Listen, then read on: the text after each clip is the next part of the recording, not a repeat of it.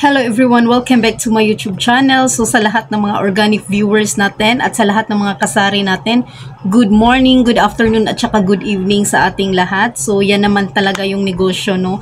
Araw-araw is good morning. So good morning kahit hapon na, no? So for today's video guys is meron akong i-share sa inyo about naman para naman kahit konti is makakatulong natin dito sa ating negosyo, no, para ma-apply naman natin. Kahit nga sasabihin ko is meron na kayong na-apply sa inyong store, pero kahit konti is meron tayong makuhang aral nito. So kasi naman is maraming talagang Pilipino ang nagninegosyo sa buong mundo. Kahit nga sa United States, maraming mga Pilipino doon ang naninegosyo, no. So gayon din is maraming naninegosyo, hindi nila na manage na ayos, is marami ding nagsasara. Kasi naman pabago-bago yung gusto ng mga tao. So kaya maraming nagsasara, maraming nalugi, 'di ba? At hindi pumatok yung kanilang mga negosyo. So for today's video is gawin natin ng konting solusyon, no, kahit nga is para naman is talaga namang ma-apply natin sa ating mga negosyo.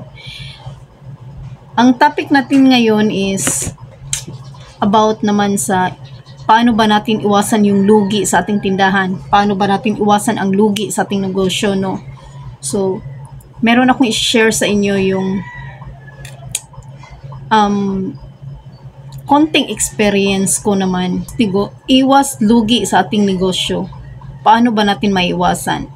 First thing to do natin is huwag nating kalimutan ang Panginoon. First, put God in the center in your business. Kahit anong negosyong pinasok mo, unahin mo talaga yung Panginoon. Maghingi tayo ng gabay sa Kanya, magpasalamat tayo sa Kanya sa mga binibigay niya sa atin. Maghingi tayo ng gabay sa Kanya kung okay ba itong negosyong papasukin natin, mahandle ba natin na ayos. Hihingi tayo sa Kanyang tulong, na gabayan tayo araw-araw sa pag-handle natin sa ating sales, pag-handle natin sa ating mga tao, di ba? Yun talaga.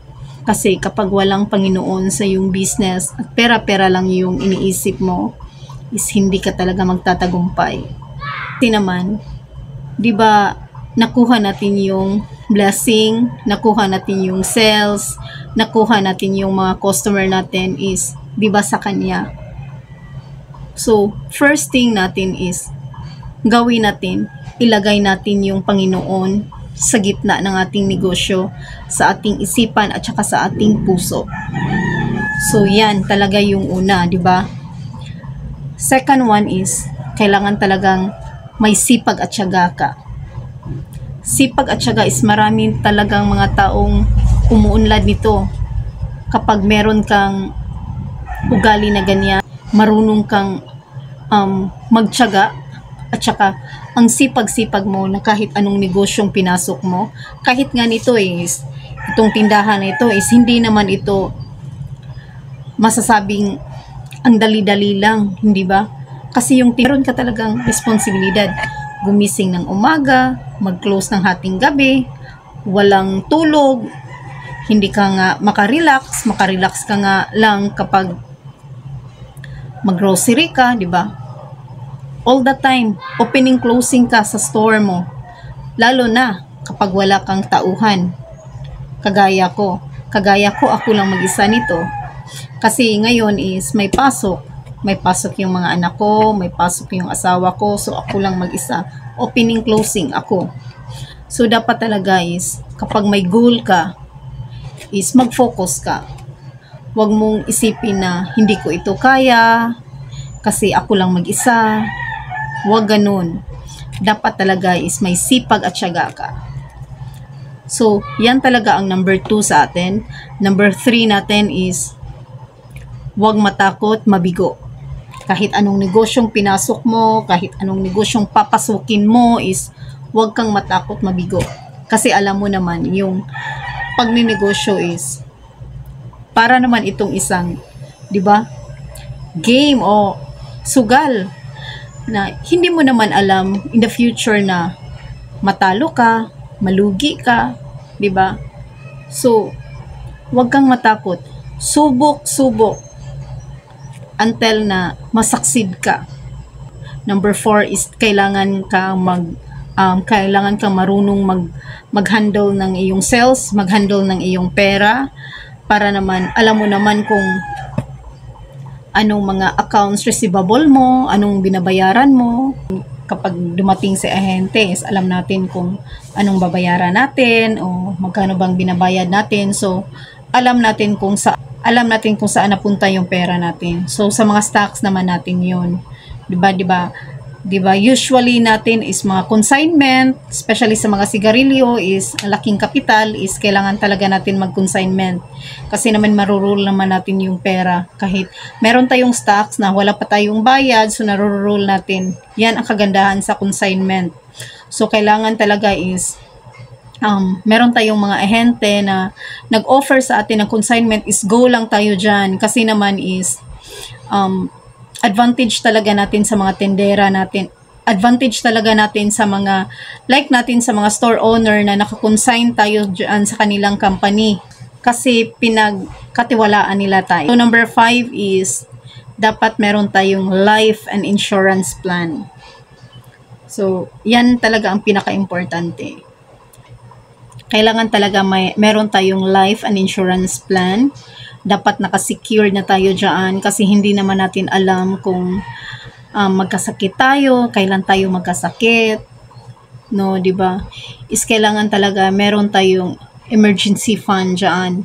So, yan talaga ang advantage na meron tayong negosyo kasi maka-set aside tayo pang emergency fund natin kasi naman hindi naman natin hawak yung kinabukasan natin. Hindi natin alam kung magkasakit tayo o anong mangyari natin. So, hindi naman natin pinagdasal no sa Panginoon, pero kailangan talaga natin meron tayong emergency fund. So, emergency fund para sa ating life and insurance, sa ating health, especially ngayon. Sa panahon ngayon, ang init talaga. Ang init. Marami nang namamatay sa heat stroke, di ba? So, kailangan talaga natin secure na tayo dyan para sa ating kinabukasan. Recap tayo guys, no? Kung paano natin iwasan ang isang lugi sa ating tindahan is kailangan put the God in the center in your business. Kailangan talaga dyan. Number 2 is kailangan sipag at syaga. Number 3 naman natin is huwag matakot, mabigo. 4 natin is kailangan talaga tayong humawak ng ating sales, ating mga kapirahan dyan para naman alam natin kung magkano yung na-in at saka na-out. Number 4 is kailangan secure na tayo sa ating life and insurance. So, simple but importante, no? Marami namang mga basic natin pwede natin gawin pero isa ito. Isa itong key, isa itong susi na magpapatagumpay sa iyo. So, kung gusto mo itong mga video na ito, is please don't forget to like and share my video and paki-subscribe na rin sa aking channel and click mo na rin yung notification bell natin para updated ka sa mga videos na ito. So, bye for now guys. See you in our next vlog. Bye-bye. God bless us all.